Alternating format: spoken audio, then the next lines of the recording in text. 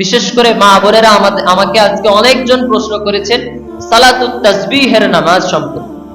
এই সালাতুত তাসবিহের নামাজ সম্পর্কে আমাকে একজন এসে বলতেছে যে ইউটিউবের মধ্যে এক হুজুর বলতেছে সালাতুত তাসবির নামাজ নাকি পড়া যাবে না, আবার কিছু হুজুর বলতেছে পড়া যাবে, করবোটা কি?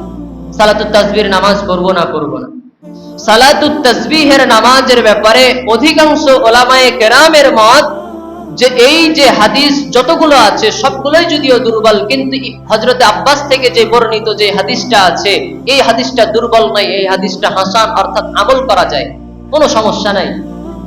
এমনকি আলবানী, যাকে আপনারা যার নাম শুনলে ওর কিতাব কিনে ফেলেন অনেকেই, তিনি পর্যন্ত বলতেছেন যে সালাতুত তাসবিহের যতগুলো হাদিস আছে সব দুর্বল, কিন্তু হযরত আব্বাস থেকে বর্ণিত, অর্থাৎ রাসূল তিনার চাচাকে বলতেছেন, চাচা আপনাকে কি একটা জিনিস শিখাইয়া দিব, যেই জিনিসটা এত দামি, যদি আপনি আমল করতে পারেন আপনার অতীতের গুনাহ, বর্তমানের গুনাহ, আপনার নতুন গুনাহ, পুরাতন গুনাহ, আপনার আগের গুনাহ, পরের গুনাহ আল্লাহ তাআলা মাফ করে দিবে। জোরে বলেন সুবহানাল্লাহ।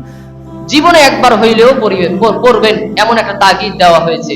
এই হাদিসটাকে আলবানী রহমাতুল্লাহি আলাইহি বলে, আল্লাহ ওর উপরে রহমত বর্ষণ করুক, তিনিও বলেছেন এই হাদিসটা হাসান। আমাদের অনেকেই না বুঝে না জেনে এমন একটা হাদিসকে ডাইরেক্ট বলা মাত্র এই হাদিস পড়া যাবে না।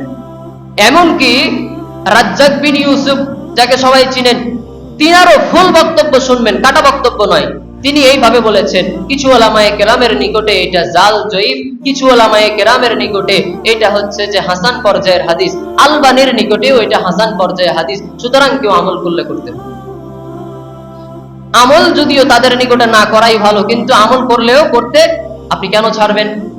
আপনি তো সারা বছর করতেছেন না, রমজান মাসে একবার হইলেও যদি ইবাদতের মন আসে আর এই সালাতুত তাসবির নামাজটা যদি আপনার মন চায় আপনি পড়েন। অধিকাংশ উলামায়ে কেরাম যেখানে হাসান বলেছেন, ভালো বলেছেন, আপনি অল্প কয়েকজনের ভিডিও দেখে, অল্প কয়েকজনের কথা শুনে আপনি হাদিসটাকে বাদ দিয়ে দিবেন?